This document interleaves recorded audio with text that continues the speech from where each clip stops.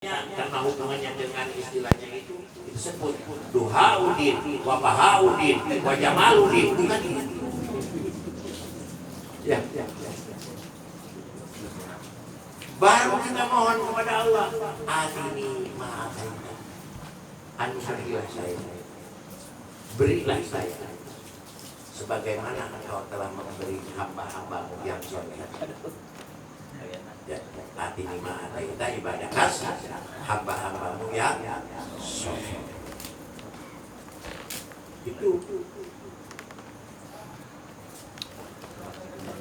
Itu salat Salat duha paling sedikit 2 rakaat, paling banyak 12 rakaat. Kalau itu dianggap ceng-celengan, dianggap koropak sahabat kita, yang dimasukin ke koropak itu apa duit ratusan ribu, apa yang 2.000? Hah? Yang 2 nama juga celengan. Benar. Nah kalau itu dianggap celengan, apa kita yang ngalakonin yang 12 rakaat, apa yang 2 rakaat? Saking apanya? Saking celengannya apa saking malesnya? Malesnya. Itu.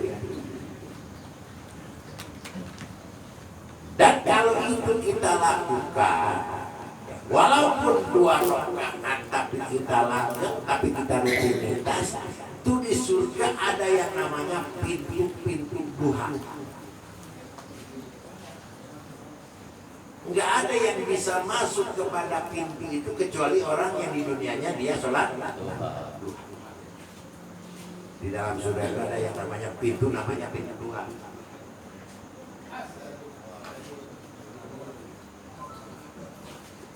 Ya. Itu makanya disebutnya sholat ekonomi. Makanya kalau dari sekarang bapak-bapak ya, profesi apapun kita ya, sebelum keluar dari rumah ya, kalau memang kita keluarnya di atas yang 7 atau di atas setengah 7 lah sekarang mah. Ya. Sebelum itu salatnya 2 rakaat.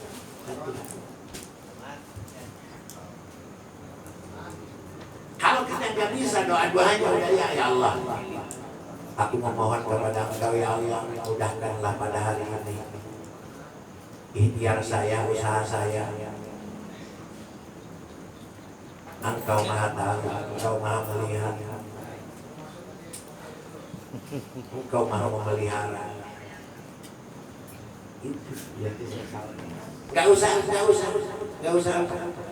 Gak usah kita ngapalin doanya dulu, itu aja yang kita bisa. Gak bisa juga. Yang terpenting dalam hati aja. Allah tahu. Gitu ya. Disitulah Nabi sholat 2 rakaat. Ya, di tempat itu. Setelah Nabi sholat 2 rakaat, Nabi kembali lagi ke kendaraannya yang bernama Buraq, naik ke tunggangannya. Sebelum berangkat, itu malaikat Jibril bertanya, "Atasyaina sholat Muhammad?" Tahu? Di mana kamu tadi ini sholat? Nabi menjawablah, saya tidak tahu. Padahal Nabi tahu. Tapi karena Nabi pasif, yang proaktif Allah, dan Allah memerintahkan untuk menemani Nabi itu malaikat Jibril, maka Jibril ini spontan sebagai pemandu. Tapi Nabi kalau ditanya oleh komandonya selalu jawablah, saya tidak tahu. Baru malaikat itu memberitahu, qala shalaita baital langit, barusan kamu itu sholat di Bethlehem. Orang sekarang nyebutnya Bethlehem. Padahal itu Baitul Lahmi, artinya rumah tempat kelahiran Nabi Isa. Cuma orang sekarang nyebut Bethlehem. Itu daerah kota yang disebut kampung Darussalam. Orang sekarang nyebutnya Yerusalem. Ibrahim jadi Abraham. Benar. Ismail jadi Mikhail. Daud jadi David. Sulaiman jadi Solomon. Kayak orang Jepang aja nyebut Doraemon jadi Doraemon. Itu kalau ada di Tangerang namanya Durama. Begitu dia ke Yokohama, orang sono tuh bisa nyebut Durama, nyebutnya Doraemon. Itu nyebut Ibrahim nggak bisa, Abraham. Nyebut Darussalam nggak bisa. Artinya itu daerah yang sangat sejahtera. Itu Yerusalem. Makanya Baitullah disebut Bethlehem. Itu tempat kelahiran Nabi Musa. Hai Suwida Isa Maryam, di mana waktu Nabi Musa dilahirkan. Ini kalau diceritakan aja bahwa ibunya Nabi Isa itu Siti Maryam, orang yang sangat aktif terhadap agama. Dia saat dihampiri oleh malaikat Jibril dengan firman Allahnya, Allah istilahnya memperlihatkan kekuasaannya tanpa bapak ada, tanpa bapak dan tanpa ibu ada. Tanpa ibu ada bapak, ada Hawa. Ada ibu tanpa bapak, ada Isa. Ada bapak, ada ibu, Ain.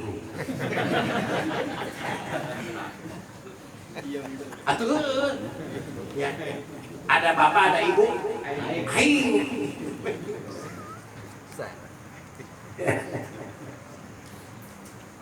Jadi komplit. Inna masalah Isa kamasali ada. Itu dalam Al-Quran. Sesungguhnya kami memperumpamakan Isa itu seperti memperumpamakan seperti orang-orang mereka yang menuhankan kepada Isa. Ya istilahnya kalau mau dia menuhankan ada, nggak ada apa, nggak ada ibu. Jelek.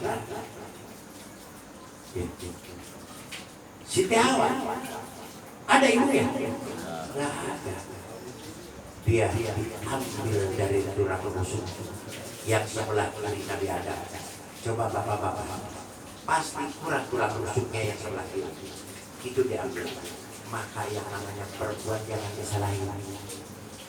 Dia terbuat, dia tercipta dari tulang rusuk yang bengkok. Kalau kita biarkan dia tengah bengkok, kalau teruskan kita luruskannya sekaligus dia akan patah. Maka harus pelan-pelan.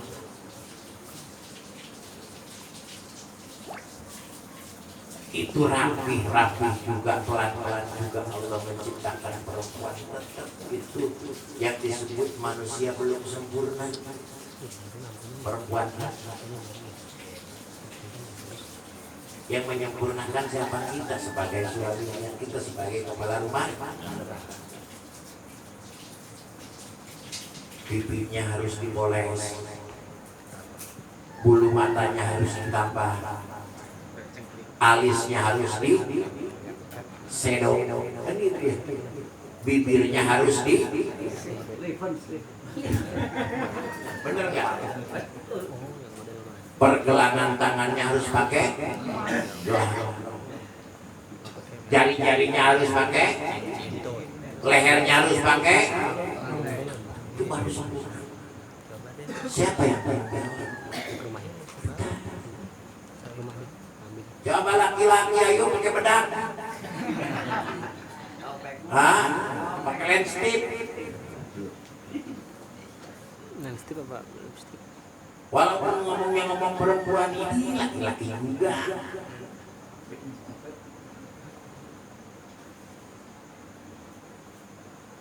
Bencong. Kalau di Jepang bukan bencong namanya. Kuraba susunya rata.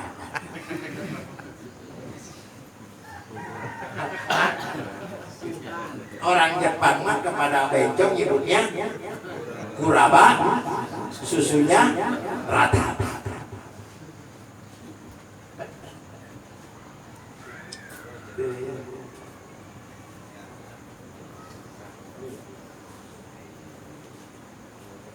Itu yang ya. Rasulullah. Dan itu perjalanan Isra belum pernah terjadi manusia sebelumnya dan tidak akan terjadi juga manusia sesudahnya Rasulullah. Hanya satu-satunya lah hamba Allah yang diperjalankan di waktu malam. Subhanalladzi asra. Maka di awal kalimatnya juga itu kalimat tasbih, kalimat menakjubkan, maha suci. Maha suci dari segala bantuan orang yang lain, maha suci, maha suci. Maka itu kalimat subhanallah. Asra bihamdihi lailan minal masjidil harami ilal masjidil aqsa. Jadi Nabi di waktu malam diberangkatkan itu betul-betul di waktu malam, dan Nabi berangkatnya bukan dari Jakarta ke Surabaya. Minal masjid ilal masjid. Ini menjadikan satu fenomena filsafat pembelajaran bagi kita. Kita awal hidup harus kenal masjid, nanti akhir hidup juga di bawah masjid. Kalau awal hidup kita ke masjid, sesuai. Tapi kalau akhir kita hidup di bawah ke masjid, Salatkan. lagi ya. Ini pembelajaran yang sangat mahal. Kenapa? Makanya orang-orang tua dulu, yang tahu saya di sini, itu kalau ngawinin dulu tuh KUA tuh di Masjid Agung. Kalau ngawinin tuh naik becak rombongan, dikawinin di Masjid Agung, dikawininnya karena KUA-nya di situ. Nah habis ijab kabul baru dibawa ke Singgihin, Kelametik, dipotong. Tuh. Supaya apa? Supaya si pengantin ini kenal masjid. Itu pelajarannya. Korek. Supaya kenal masjid.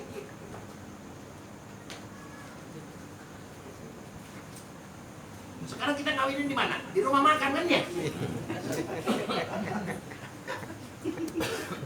Supaya perutnya gede makan melulu. Makan melulu.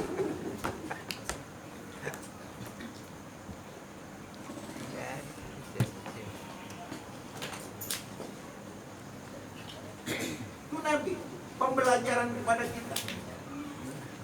Dari Masjidil Haram ke Masjidil Aqsa. Dari masjid ke masjid.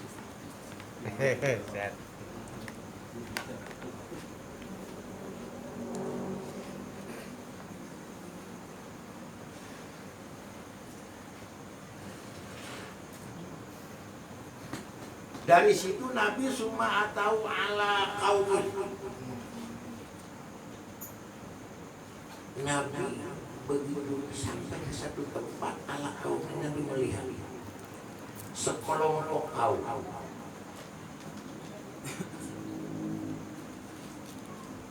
Apalagi demo, mungkin nggak puas terhadap pemerintah yang ada. Ya jeraunah, tapi dia sedang bukan berdemo. Ya jeraunah, dia sedang menanam. Piau pada saat itu di hari-hari.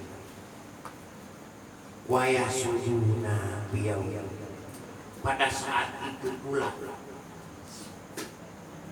dia menuai panen.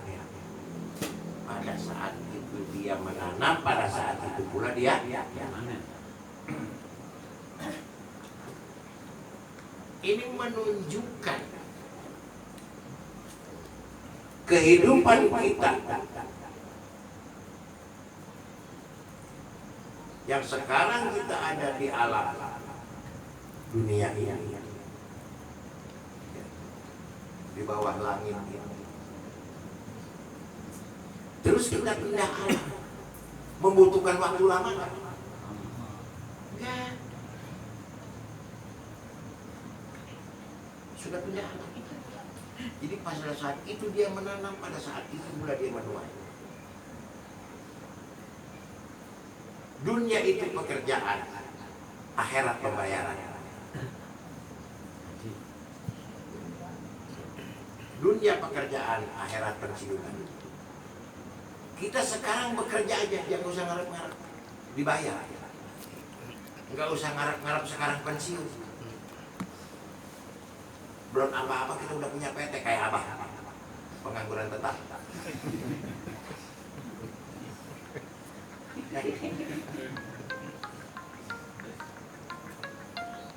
Nanti pembayaran di sana. Di sana tuh udah gak kerja, tinggal dibayar. Di sana tuh udah nggak dinas, tinggal pensiun.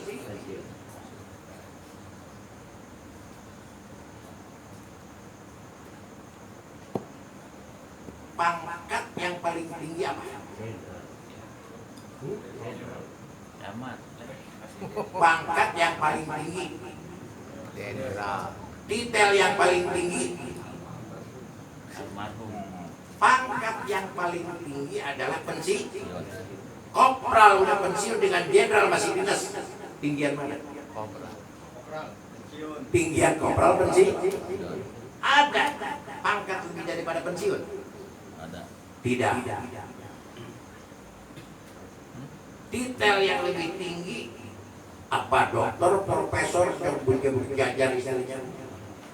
Almar. Itu titel yang tinggi. Jadi pangkat yang paling tinggi pensiun. Bisa itu pensiun. Makanya kita mempunyai titel yang paling tinggi almar.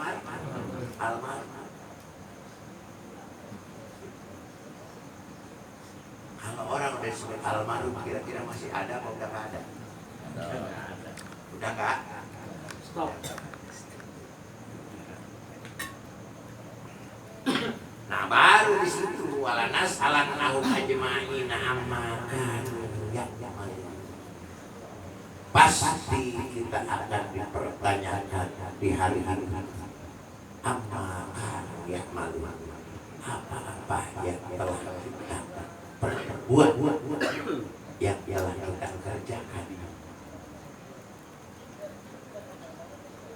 Nih bapak-bapak di sini kira-kira kesel apa enggak? Kesel, pegel apa enggak? Ngantuk apa enggak? Apa untungnya?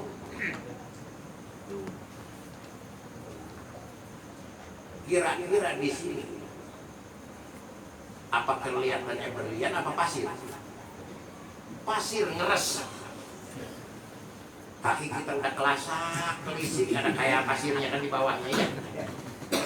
Ngeres, ya. Makanya pernah ada kelompok orang dibawa oleh Nabi Khidir ke satu tempat itu yang namanya gua. Yang ada kelompok itu berbeda zaman, berbeda usia. Ada rombongan aki-aki rendah, kakek-kakek. Ada rombongan bapak-bapak. Ada kelompok juga para pemuda. 3 kelompok itulah dibawa oleh Nabi Khidir kemana? Ke dalam Gua. Yang namanya gua kira-kira terang apa gelap?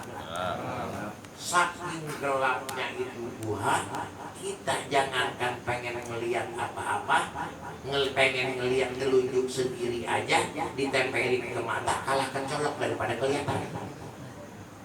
Itu mana? Saking apa? Saking gelap. Begitu udah masuk, itu yang tiga kelompok itu ditanya oleh Nabi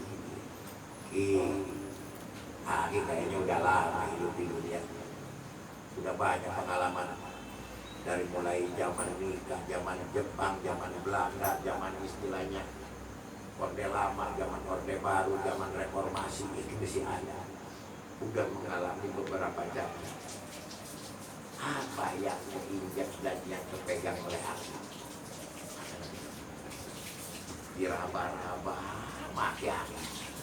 Yang diinjak sama yang dipegang. Apa jawabnya? Pasir. Nanya lagi kelompok bapak-bapak. Bapak-bapak, kamu udah melewati masa muda, tapi kamu belum nyampe masa kakek-kakek. Pasti kamu sudah punya pengalaman. Tadi si kakek saya tanya bukan Nabi itu yang dia pegang, yang dia injak, yang dia rasa-rasa, yang dia raba-raba, kayaknya masih. Apa pendapat kamu? Iya benar, laki-laki. Pasir juga. Nanya ke pemuda yang penglihatannya masih jelas dan pendengarannya cuma sedikit. Ditanya, pemuda, kamu itu sudah kuat, tenaga kamu itu ada tandingannya. Penglihatan kamu juga begitu, pendengaran kamu juga begitu. Apa yang kamu pegang, apa yang kamu raba, apa yang kamu pegang. Makan karangnya duluan nyebutnya. Pasir, bapak-bapak juga begitu. Kata si pemuda juga apa? Jawabnya, Pak, jangan sampai semuanya ini salah tafsir, salah paham, salah memponis. Kamu musyawarah tuh kelompok pemuda, aki-aki dengan bapak. Aki udah banyak pengalamannya. Itu menurut aki yang keinjak yang keraba apa? Siap. Udah pasir, pasir.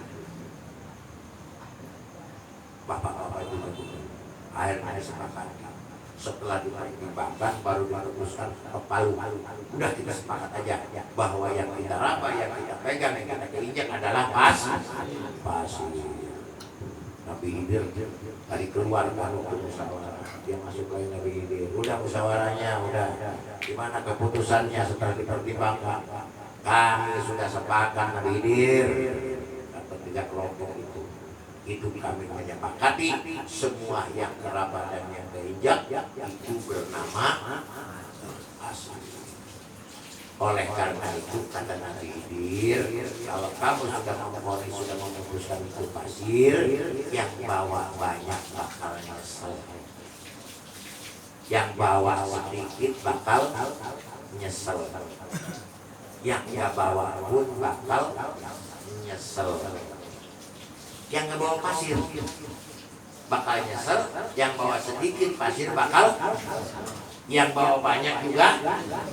Apakah tiga orang yang berbeda zaman dan berbeda pemikiran dan berbeda sama?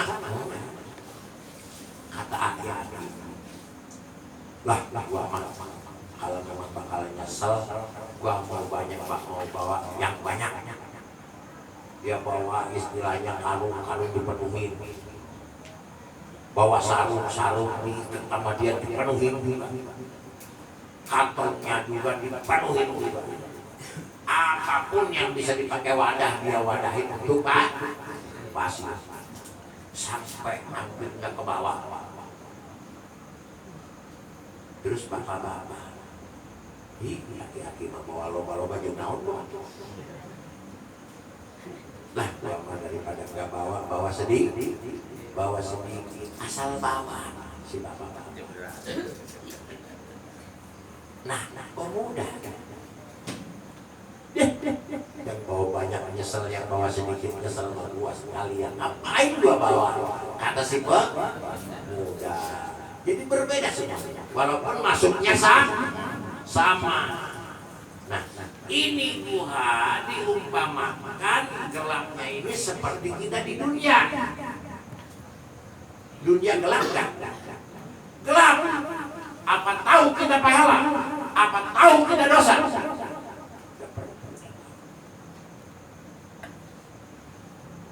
Betul. Apa itu yang namanya pahala? Apa itu yang namanya dosa? Semua pasir, ngeres. Apalagi di tempat begini, udah kelesah. Ini abang banyak lama amat katanya ngaji macam jikirnya, udah kelesaan. Sekarang udah mulai kemana? Ke bitis kita, ke paha kita udah apa? Udah pegel.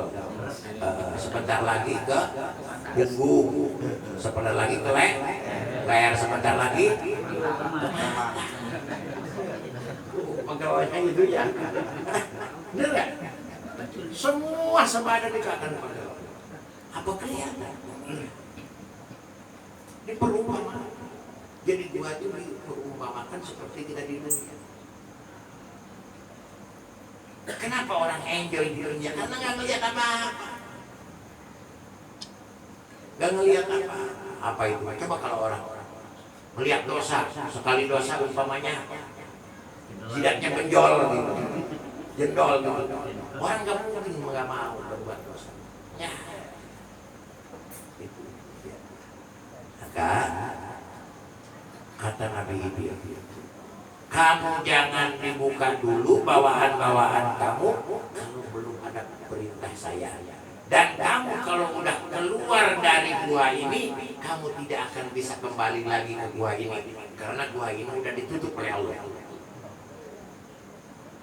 Begitu keluar semuanya itu gua ditutup. Blok.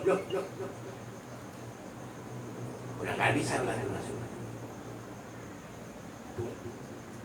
Si kakek-kakek itu bawaannya berat, udah rengke. Bapak-bapak main bawaannya seperti ini. Coba kata Nabi, coba kakek bawa ke sini. Tadi kakek memponis dan menghukumi yang gerabah dan yang keinjak, yang pegang itu pasir. Coba sekarang buka. Begitu dibuka di wadahnya, itu ternyata ikan beli. Apa kata si kakek? Nyesel gua bawanya kurang.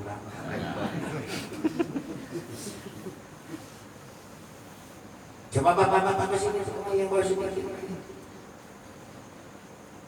Pas dibuka juga sama ikan nyesel gua bawanya.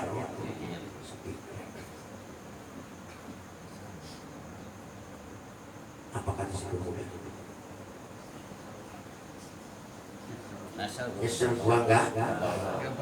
Jadi orang yang enggak bawa amal soleh diumpamakan pemuda, orang yang bawa amal solehnya sedikit diumpamakan bapak-bapak, orang yang bawa amalnya banyak diumpamakan kakek.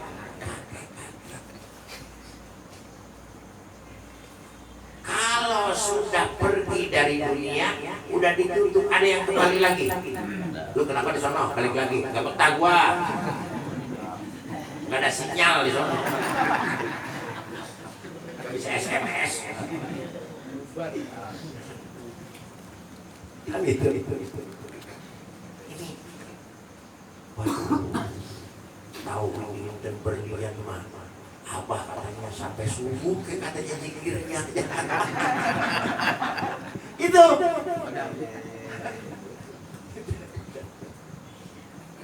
Udah segitu aja. Assalamualaikum warahmatullahi wabarakatuh.